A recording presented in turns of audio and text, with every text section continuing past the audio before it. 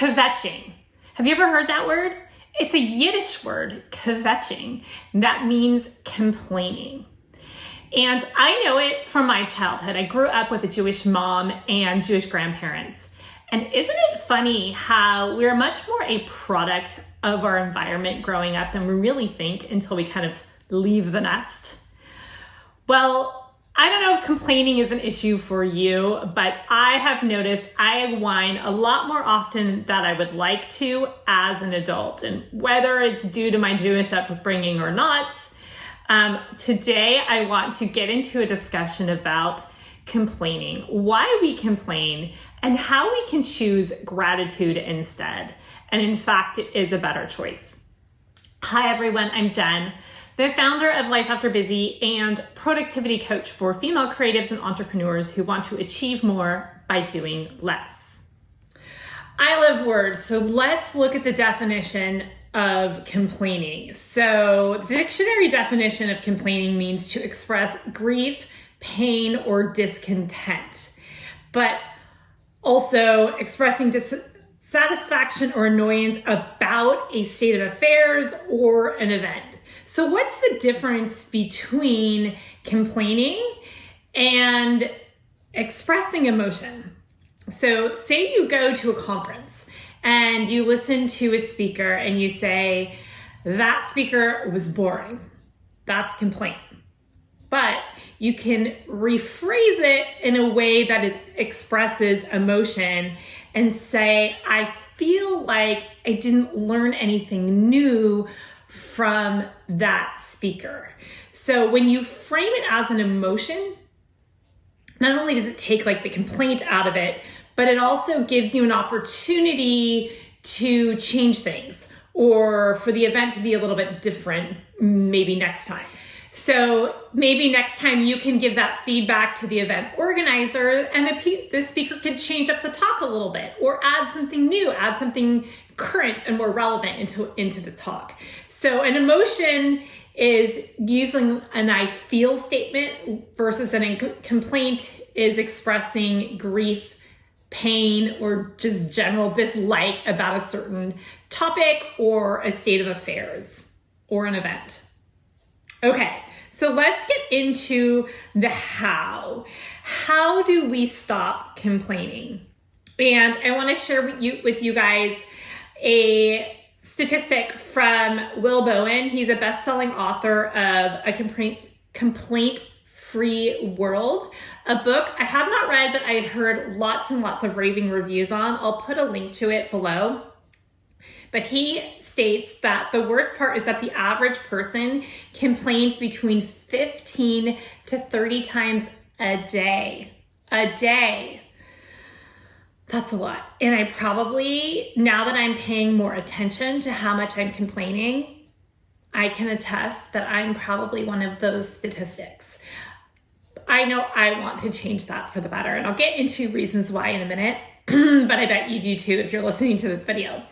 So what Will Bowen does in his book, he proposes the idea of a bracelet. He sells these little purple bracelets and in his effort to create a complaint-free world.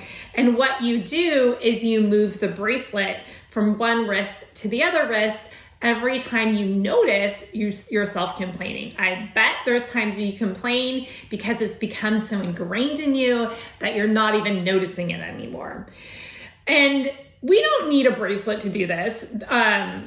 This is the act of monitoring your behavior. You're just becoming more conscious of it. So you can do something like a ring. You can move it from one finger to another. It can be a hair tie, anything. You can even like just put little tally marks on a piece of paper. Any way you want to monitor it, whatever we bring attention to, we can change. But you have to first monitor it so you can make that change. Another way to monitor, you may or may not like this, is have somebody that you know, love, and trust call you out on it. Not sure that I want to do this with my husband because often when I'm complaining, like not in the best like emotional state, but It's an idea, maybe a good friend, somebody that you talk to a lot, but that's another way to monitor. So let's get into why we complain. One of the reasons we complain has to do with our circle of friends. There's something called mirror neurons, and these are a type of brain cells that respond equally when we perform an action and when we witness someone else performing that action. So have you ever noticed when you're with a group of friends or a specific friend possibly that complains a lot, you tend to join in? It's kind of like a social dynamic. Everybody jumps on the complain train and everybody starts complaining. The mirror neurons are not only responsible for empathy, but they also cause this social dynamic of complaining. So one way that we can stop complaining is just by paying attention to our inner circle and who tends to complain the most. Not that you want to eliminate them from your life, but maybe just be more conscious of your conversations with them and the time that you spend around them. And try to surround yourself with people that bring you up. And another way to stop complaining is just giving yourself that pause. This is one of the reasons that I practice meditation, because it helps your brain to notice the thoughts that are going on.